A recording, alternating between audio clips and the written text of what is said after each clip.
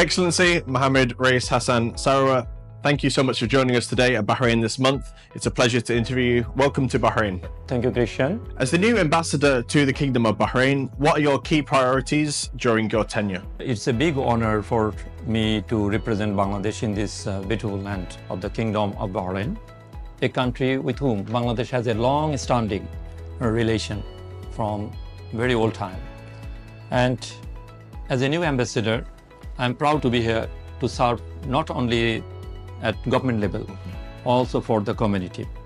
And I have set some priorities which are revolving around three pillars. First is strengthening the bilateral relations. So I have few ideas how to enhance the bilateral relations between the two countries. At the beginning, I feel like that the full potentials has not been realized, and both countries has more potentials to explore, to unlock. It may not be only centered around labor. It can be commerce, trade, ICT, AI, and other fields. My next focus is welfare of the community of Bangladesh here in Bahrain, because the second largest community now in Bahrain is Bangladesh. So it's a huge responsibility for this embassy to take care of them, to support them, to stand by them in their need.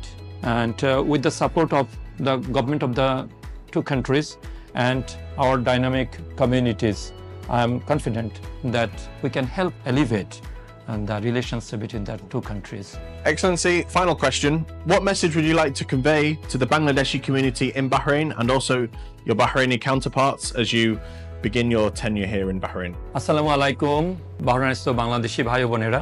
আপনারা জানেন আমি বাহরাইনে আপনাদের নতুন রাষ্ট্রদূত 3 মাস হলো এসেছি। আমি অত্যন্ত গর্বিত যে আপনাদের সাথে আমি আছি, আপনাদের সাথে কাজ করব। আপনাদের সম্পর্কে আমার বক্তব্য হচ্ছে, বিদেশে আপনারা শুধুমাত্র যে কাজ করছেন তা না, বিদেশে আপনারা বাংলাদেশের প্রত্যেকেই বাংলাদেশের রাষ্ট্রদূত। আপনারা বাংলাদেশের সম্মান, বাংলাদেশের সমৃদ্ধি, বাংলাদেশের ঐতিহ্য আপনারা বহন করেন। আপনারা এমন কোনো কাজ করবেন না যাতে বাহরাইনের মানুষ বাংলাদেশ সম্পর্কে ভুল ধারণা করে, বাংলাদেশের মানুষ এবং দেশ সম্পর্কে তাদের নেতিবাচক ধারণা তৈরি হয়। আমরা একটা গর্বিত জাতি। বাংলাদেশ পৃথিবীর 8ম বৃহত্তম দেশ জনসংখ্যা হিসেবে। আপনারা মনে রাখবেন, বাংলাদেশ জিডিপি হিসেবে বড় একটা দেশ। আমরা প্রায় 460 বিলিয়ন জিডিপির একটা দেশ। এরকম একটা দেশ যেখানে আমরা 170 মিলিয়ন লোক বাস করি, এবং সেই দেশের মানুষ হিসেবে আপনাদের গর্বিত থাকা উচিত, এবং আমি নিশ্চিত যে আপনারা গর্বিত। আমার বাহরাইনে আসার পর আমার এই দেশ সম্পর্কে অভিজ্ঞতা হয়েছে। বিদেশি মানুষ, তাদেরকে দেশের সরকার এবং জনগণ বিদেশের মানুষদেরকে সম্মান করেন, ভালোবাসেন, এবং আপনাদের প্রতিও তাদের অনেক সম্মান এবং ভালোবাসা রয়েছে। আপনারা এটা কাজে লাগাবেন, এবং আপনারা যার যার অবস্থানে আছেন সেই অবস্থান থেকে এই দেশকে সেবা দিবেন।